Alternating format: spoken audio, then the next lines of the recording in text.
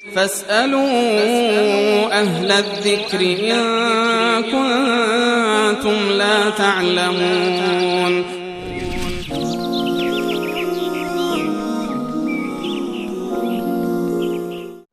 ببیننده در رابطه با این پرسن که هر کسی نوزادش رو به کسی دیگه بده که اون برای خودش به عنوان تبنی یا فرزند بگیره.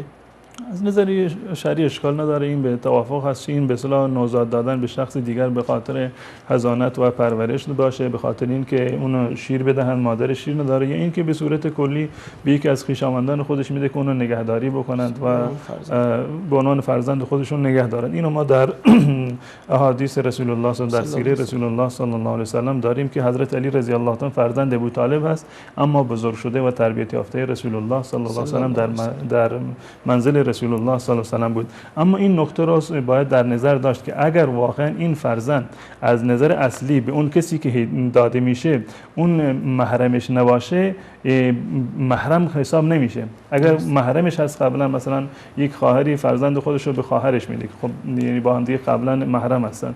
اما اگر به یک شخص بیگانه میده که محرم نیستن، بدون از رضایت و شیرخوارگی محرم اون فرد حساب نمیشه. جایز هست در اونجا بره، در اون خونه زندگی بکنه، تربیتش بکنه، پرورشش بکنه، اما اون حکم محرمیت شرعی براش ثابت نمیشه.